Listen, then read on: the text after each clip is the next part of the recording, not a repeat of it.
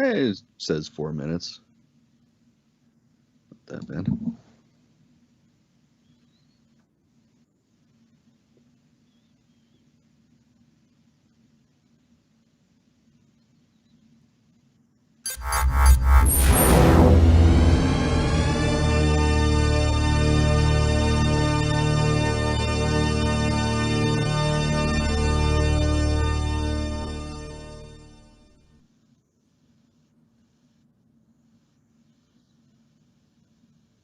Hello. Oh, shit. I didn't even get notification that it was working. Surprise! We're here. That was the top of my head. And this is the Infernal Brotherhood of the Scruffy Looking Nerf Herders. This is, in fact, a live Star Wars YouTube vidcast made by Star Wars fans for Star Wars fans. And today we're going to be continuing with our episode review of The Mandalorian. This is Chapter 13, The Jedi. I think it should have been named The Fucking Jedi. Seriously. Shit. Holy shit. That is the only way to describe this episode. Like, that is pretty much this entire episode is us going to be just saying holy shit a lot. Yeah, well, I'm going to throw up images now before we got start images talking this about time. it. Just, it's so frustrating. All right, these should just be randoms. All right, so holy shit, this episode. So we finally, not only did we finally, but we actually got to see this character that we first met as a youngling in a kind of terrible film, the Clone Wars film release. Oh, and we did a review of that, I don't know, 1 or 2 years ago, or maybe 3, I don't know. And it was good because it was picking up something that we loved, which was the prequel series, and trying to fill in, the sort of the gaps with the Clone Wars between episode 2 and 3. But Ahsoka Tano, Sky Guy, I mean, fuck you. That was so annoying. Yeah. But then the series continued, and we grew to appreciate and then care and then actually love the character through all of the Clone Wars and then through Star Wars Rebels. And now to see her in live action, portrayed by Rosario Dawson, just amazing. Blew my fucking mind. It was so good. What were your favorite... I'm sorry, before we get into that. This was written and directed by executive producer Dave Filoni. He created the character, and so he wanted to write and direct the episode with her in it. Like, for sure. It only makes sense. And the fans love him for having created her and where he took her as a character. Oh, yeah. And how she challenged the notion of what it means to be a Jedi. And sort of tying in what Jedi were supposed to be versus what they turned out to be, which is why the Sith were so able to take over the galaxy in the prequels. I mean, it's just she's the character sort of opens the window to perspective with the Jedi, which is just fantastic. Oh yeah, especially towards the end of the series of the Clone Wars. Oh boy, fuck, it got good though, man. And then she has intimate ties with Mandalore, and with Bo-Katan. Yeah, I was thinking Sabine. No, it's the fucking Sith guy. God damn it, Darth Maul. Sweet fucking hell. She has intimate ties with Darth Maul too, and so you see this really wonderful play with her and these core Star Wars characters. So we know her. It's weird to say, but her power level. She's one of the best out there right now. Yeah. She's been around clearly for a very long time at this point in this series, in the sort of timeline in the universe that we're watching, and she just knows what's up. And so it's really, really interesting to see. There's so much possibility. Because we last left her at the end of Star Wars Rebels season finale, where she was showing up to invite Sabine Wren to help find Ezra Bridger and ultimately Thrawn. Fucking Thrawn. And so has she already done that? Like, is this after that? Is this between those 2 points? Like, is this episode that's what I wonder. Right before that final Star Wars Rebels? I don't know. Because they did a weird time jump at the end of that series. And so it's exciting to consider, right? Oh, yeah, definitely. Yeah, you have no idea where it's going. I'm so excited. All right, let's do a recap of this episode. All right. So this this starts with us landing on the forest planet of Corvus, where Bo-Katan gave the coordinates to find Ahsoka Tano. It's ruled by the Imperial Magistrate, Morgan Elsbeth, which she's fucking amazing in this. Yeah, so Mando drops down. Oh, wait, actually, holy shit, how am I getting past this? The intro, holy fuckballs. All right, so for me personally, I really thought Filoni was going to keep his cards close at hand. Right. Like, I figured it was going to be like the maybe last 10, 15 minutes we were going to get Ahsoka. Yeah. 2 minutes and 13 seconds into the episode, we get Ahsoka. Like, holy shit, was it amazing. Like, just that intro of her zooming around, just taking out an entire guard like it's nothing. And just, doing what we've never seen Jedi do. Use their lightsaber as a means of distraction and subterfuge. Like, she would turn off her lightsaber in order to blend into the shadows and the mist. We've never seen that before. No, she's just fucking, she's a goddamn ninja. Yeah. And this is a aside, of course, but like that just reinforced that this is like a fucking episode. Like, this is a samurai movie, essentially. It really is, yeah. This is like just the stealth and everything, so good. Kurosawa all the way. Absolutely. The way that Dave Filoni gave homage in this to Kurosawa films, and just where Westerns came from, the Japanese Western, is where George Lucas got the original Star Wars series from as well. Yeah. He was just paying homage to the very style of filmmaking. And you get this very, very visual Asian sense throughout the film on this planet and in the city, and then ultimately in that final showdown. I mean, it's so good. It is beautiful. And it's so funny because, like, a lot of the people that I saw bitching about this episode, because of course there's always going to be somebody that's gonna bitch about it. Yeah, they were bitching about that. And these are supposed Star Wars fans. Like, how do you not know that that is where Lucas got a lot of his fucking ideas from? Yeah.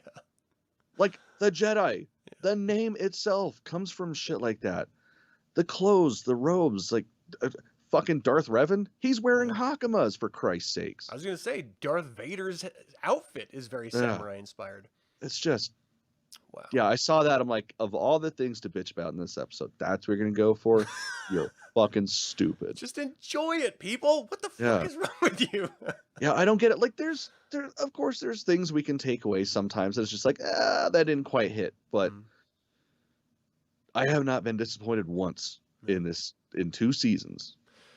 Whatever. What I hadn't considered until just now was it when Bo-Katan said that Ahsoka Tano was on the Forest of Corvus, I assumed she was going to be like at a temple or some staging ground or something. But we find her in the midst of like an assault. So they must be in constant contact. Like, how else would she know? Well, I would imagine, because, I mean, the whole, like, her whole shtick is trying to track down Thrawn right now. Yeah. So I would imagine that she would keep in contact with her.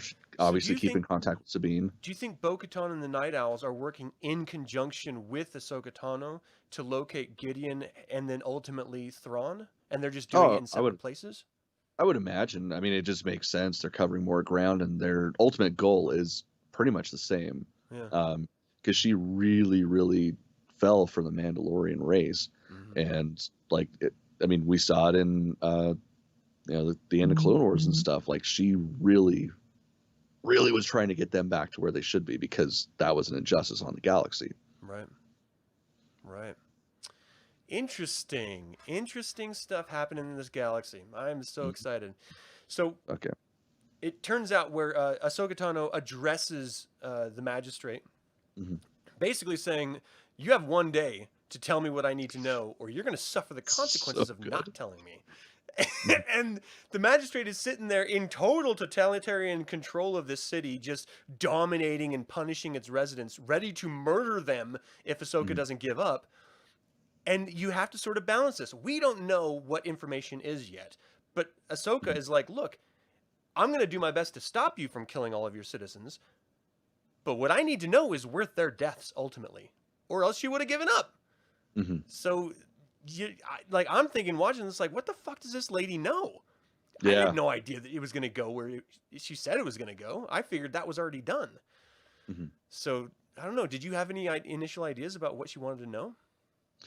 No, I mean, I kind of figured as much. But but it still was quite the shock at the end when she Yeah. actually said his name. Yeah. Yeah. It was just, yeah, I wanted to like punch the nearest thing next to me because I was so excited. Nice. Yeah, that would have been my wife if I punched her. That would have been bad. I had to go to jail. Yeah, so she just leaves, and then just coincidentally, that's when Din Djarin arrives in the Firecrest. Is it Firecrest? No, Razor Crest. Razor Crest. Why the fuck am I doing that? I gotta type this down. Razor Crest. He arrives with the child, and sees this sort of devastated forest planet. I mean, it's tore up, and you see these large, sort of elephant-sized creatures, or maybe even larger than that. But no other life at all. It was very much the mist on Mustafar. Yeah. That was my first thought. Oh yeah. And actually, it does really look like at the beginning of Rise of Skywalker, Mustafar being reborn. Is that what you're reading? Yeah. Yeah. Oh, yeah. Okay. Yeah, I totally agree. I didn't make that connection at all. So he goes to that village, the only village apparently on this goddamn moon, and just walks up to the front gate, and we see a dude from Aliens. Fuck yeah, we did. What? This guy did not age well. Michael Biehn. No, he did not.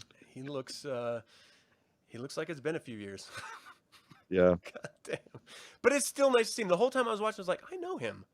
What the fuck have I seen him in? Yeah, I had to look it up afterwards too, and then it's like, what the fuck? Oh my god, they're doing a crossover kind of. Yeah, it's so good. But I like that he's clearly, like, Din is assuming he's ex-Imperial or some sort of ex-military. So this is all just mercenary work. This isn't like an Imperial presence. This is a different sort of thing going on, which I thought was interesting. But it immediately felt much more contained. This wasn't a galactic experience. This was a regional conflict that Ahsoka was trying to break up in order to get information to move into a galactic scene, which, I don't know, I kind of like those intimate little stories. This felt like the one where they had to fight the ATST. They had to help the villagers and stuff. So, in tone, not even really in tone, but just in story. So he gets there, and they're like, "Are you still in the guild?" And he's like, "Yeah, I think so." I hope so. As far as I know. I don't really know anymore, to be honest. They let him in, and then he is offered the bounty of Ahsoka Tano, which is really funny because that's who he's here to find anyway.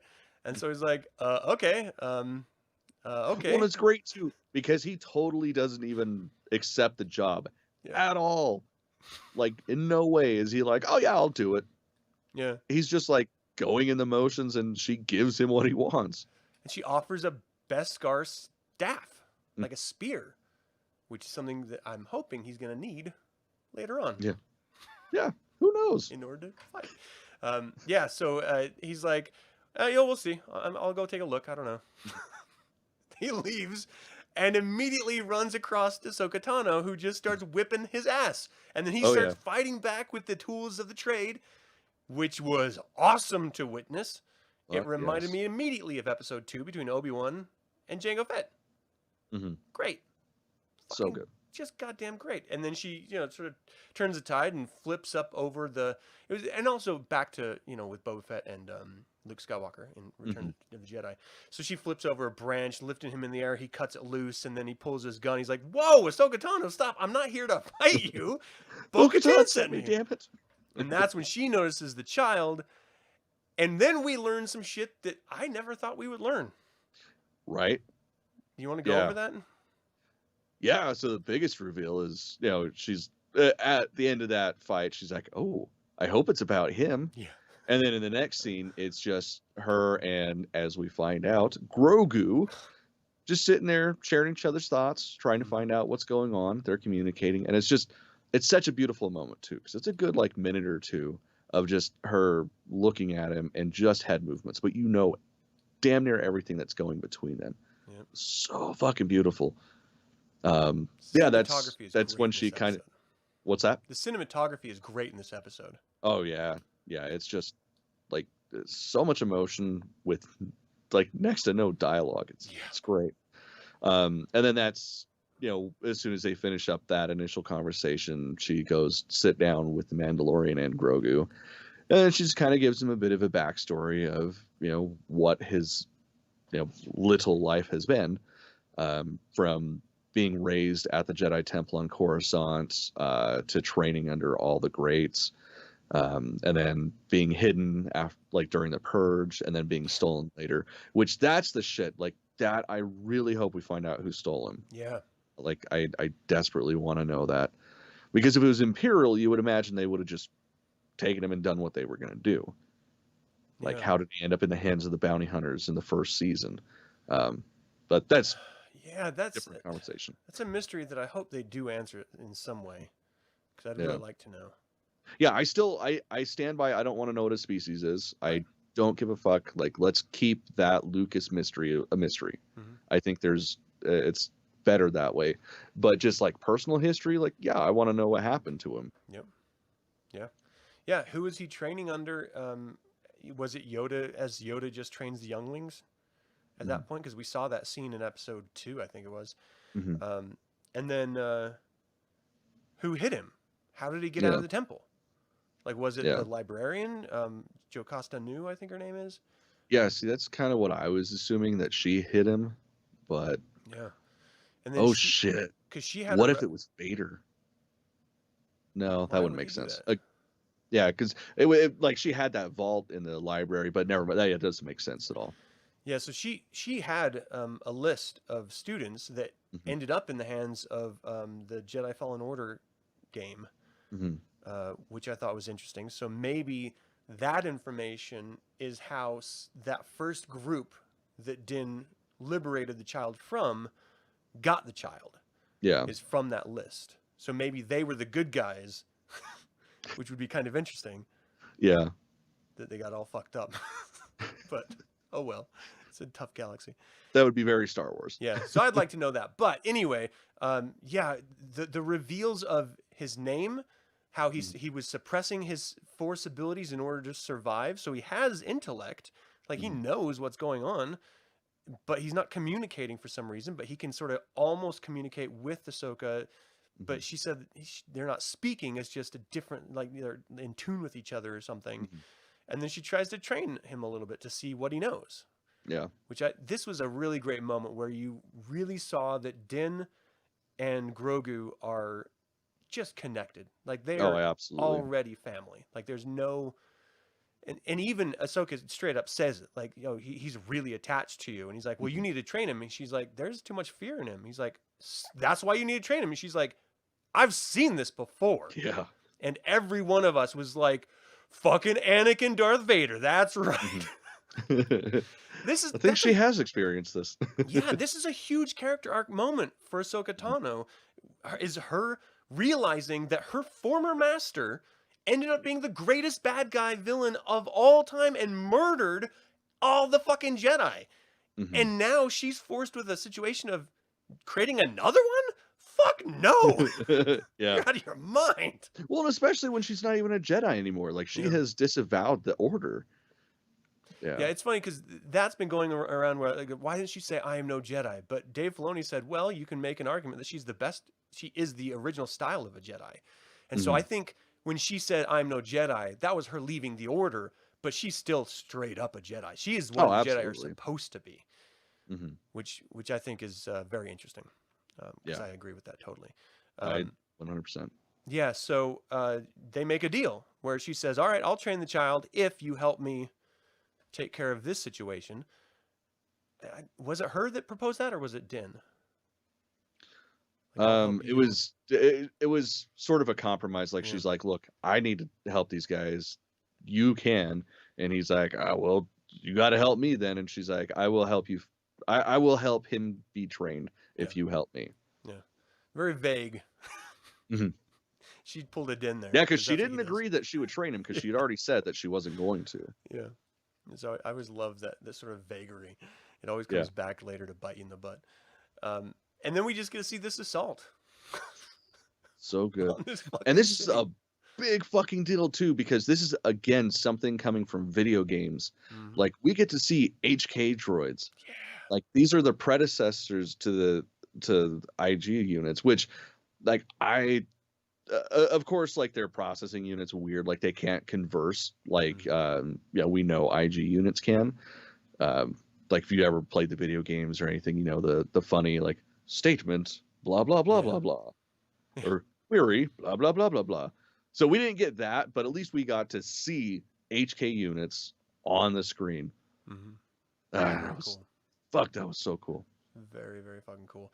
And this was very, like, this felt like Avatar: The Last Airbender, this raid into the town. And Dave Filoni was the fucking artist and helped produce that series. And so, not produce it, but write it with the original creators. And so it felt like the whole time I was watching, I was like, wow, this feels a lot like Avatar: The Last Airbender. And I was like, oh yeah, Dave Filoni did that. It's like, fuck. Of course it This would. is great. Oh, I just loved it so goddamn much. And then just so many of the setup shots were homages to the Kurosawa film shots as well. There's a lot of videos online you can watch of just sort of shot by shot comparisons, which is just beautiful. It's just so stunning that he took the time to set it up like that. Yeah, because you don't even have to. Yeah. Like with something like this far into the series, you're just going to accept shit. But that was pure art. Yeah. Ugh, so gorgeous. Yeah, and then we get to see Ahsoka just sort of go through the town and fuck shit up. Din walks in at the last second in order to save some of the captured or the tortured prisoners. And then Ahsoka does a face-off with the magistrate.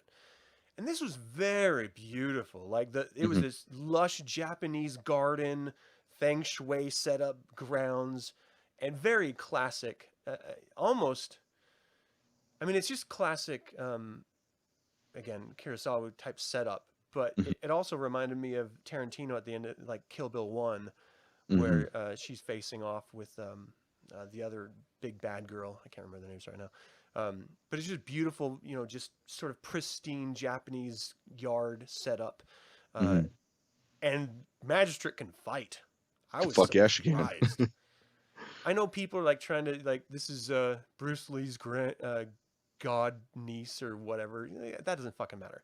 She's just her own woman who is very talented.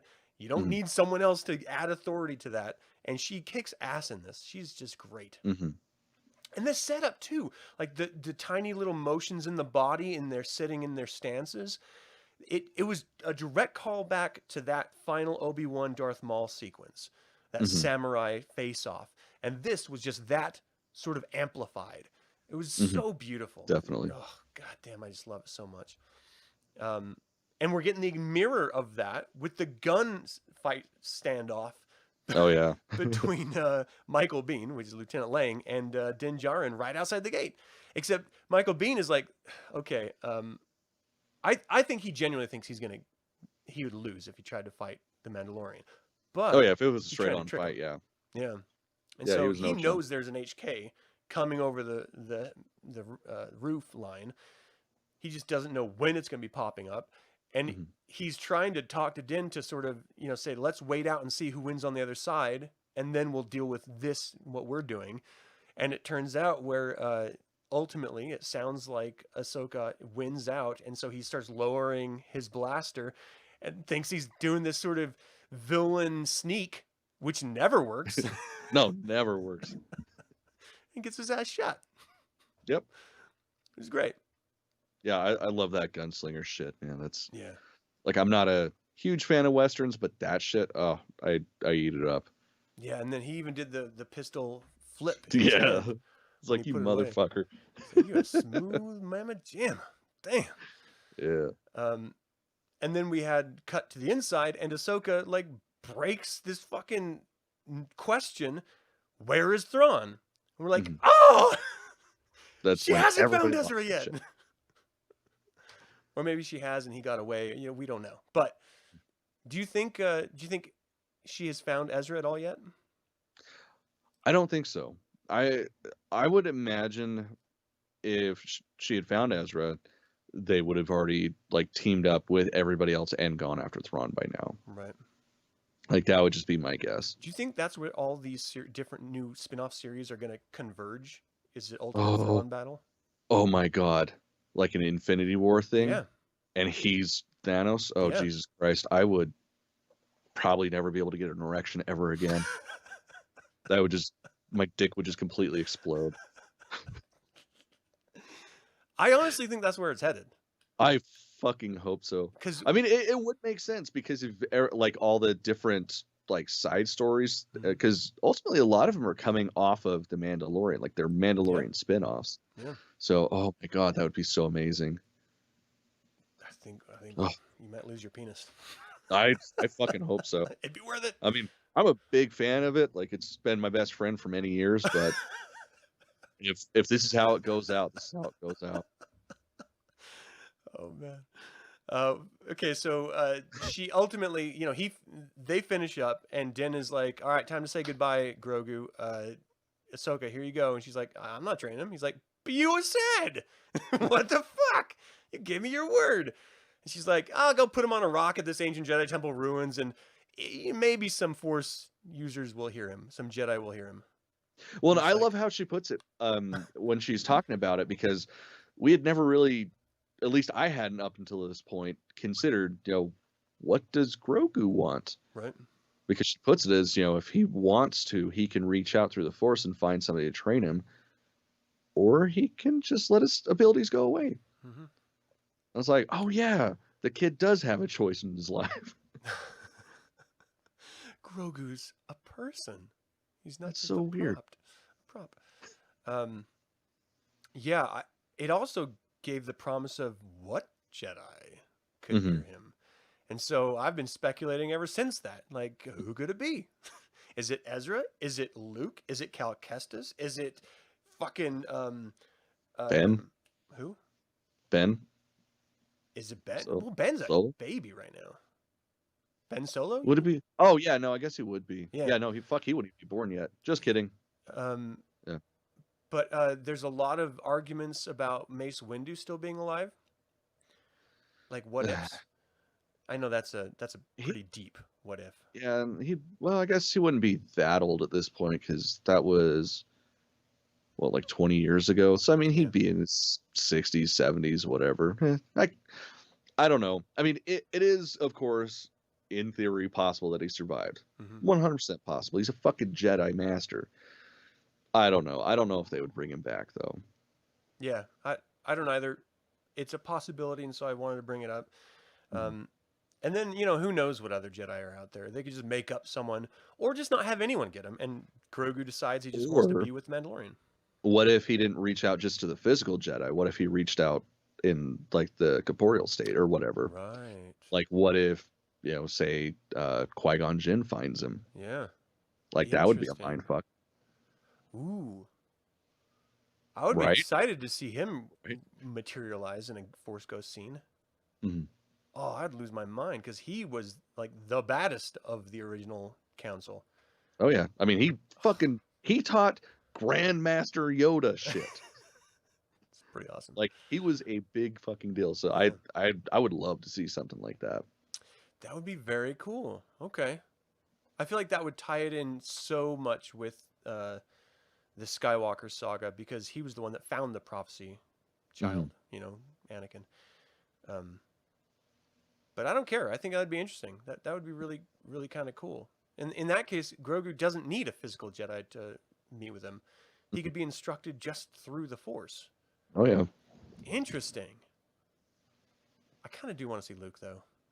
Oh, me too. I really Definitely. want Like to see Luke Skywalker. I really hope it's What about him. Leia? Because we know Luke was training Leia this time.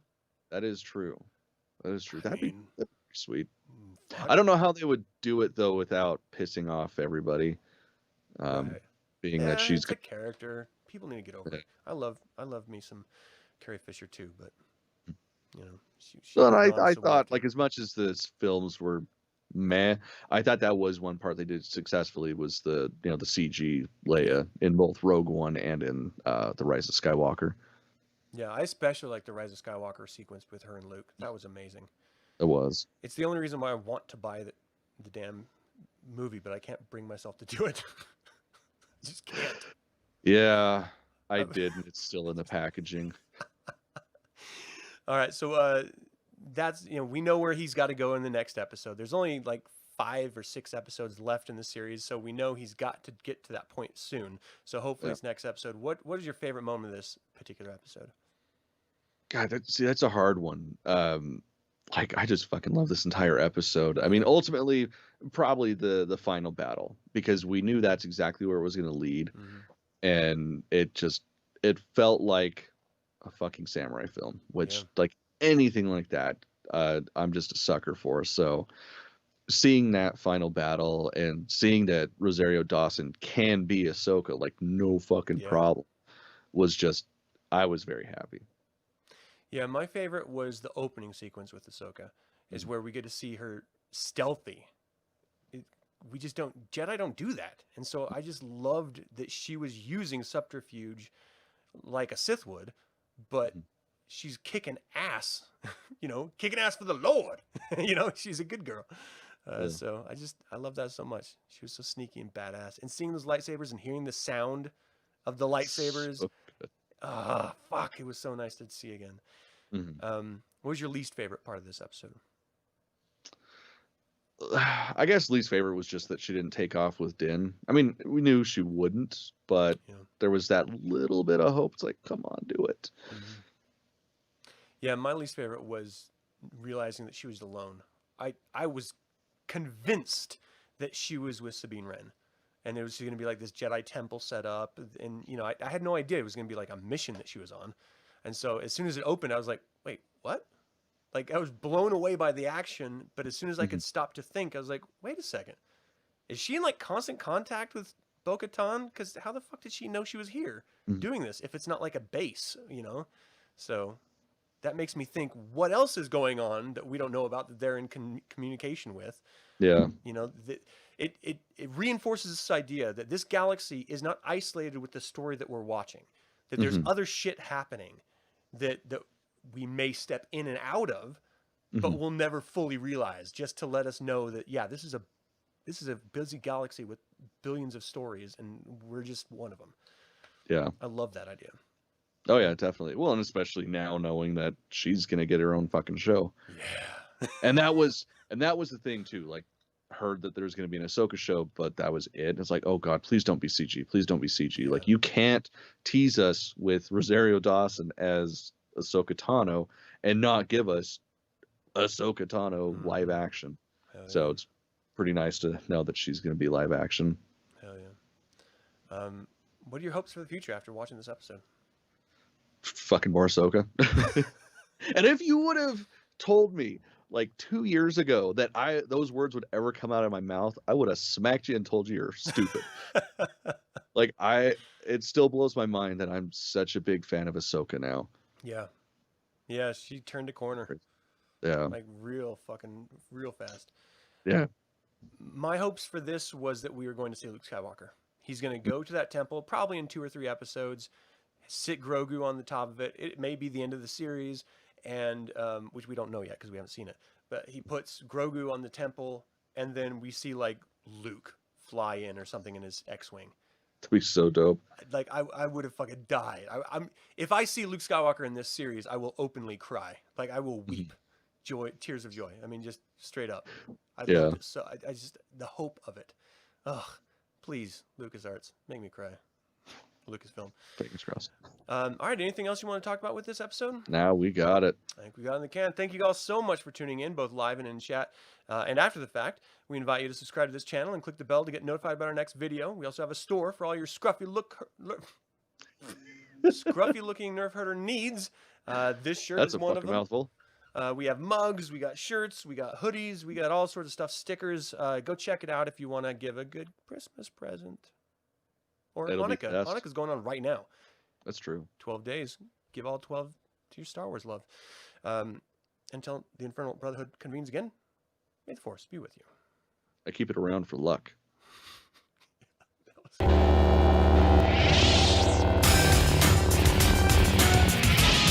should have grabbed my protein. I should tell them all the same.